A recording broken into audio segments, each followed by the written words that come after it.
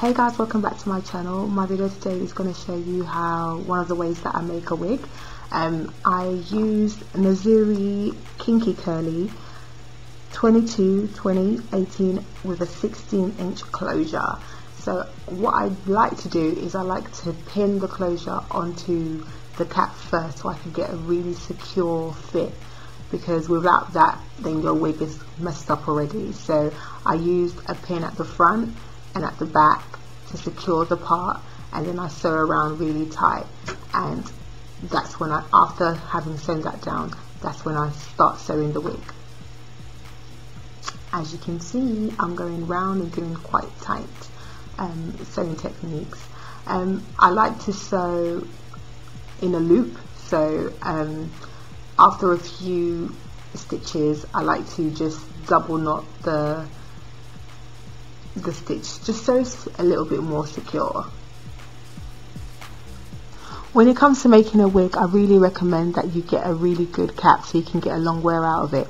I like to make sure that my wigs can last at least 18 months to 2 years. So you know, I like to also make sure that if there's any kind of tightening or any kind of little bits and bobs that need to be done, you can always come back and get those tightened or whatever. But generally the wig should last up to 18 months to 2 years. When you are stitching, it's really important that you stitch quite close together and quite tight, because that's what gives the hair that long life.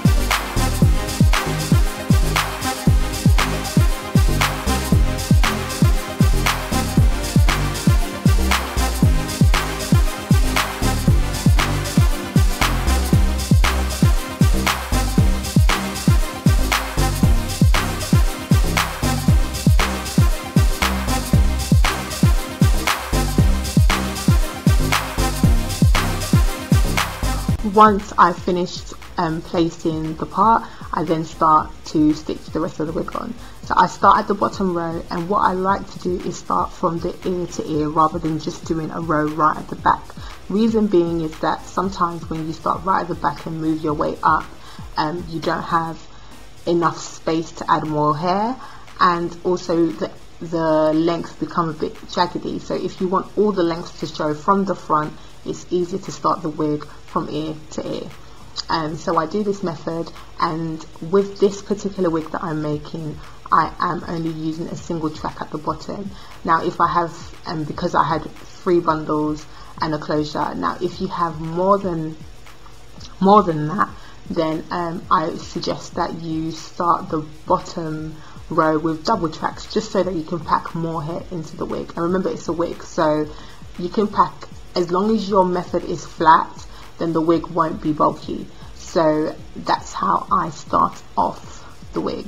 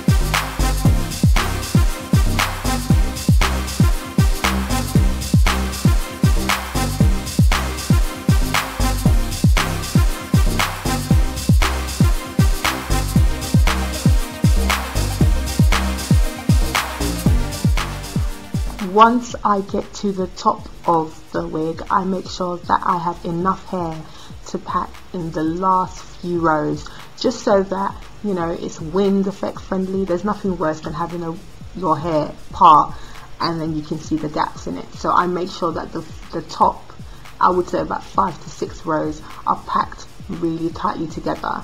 And that really just depends on how much hair you have or don't have, but making sure that the top part of the wig is full enough, not bulky, not abnormally bulky, but just full and flat enough. That makes a whole lot of a difference to a wig. If the wig is too spaced out, then you're basically having a sort of alopecia effect, or you end up having a very thin wig. And most of the time what we look at is the top of the wig. So you really want to make sure that when your wig is made, if you don't have enough hair, make sure that the top is packed quite nicely. And also the back, because you can also see when you have very thin hair at the back. So generally have enough hair for the wig, but make sure that the top of the wig is done really well, just so it looks more natural and looks naturally full as well.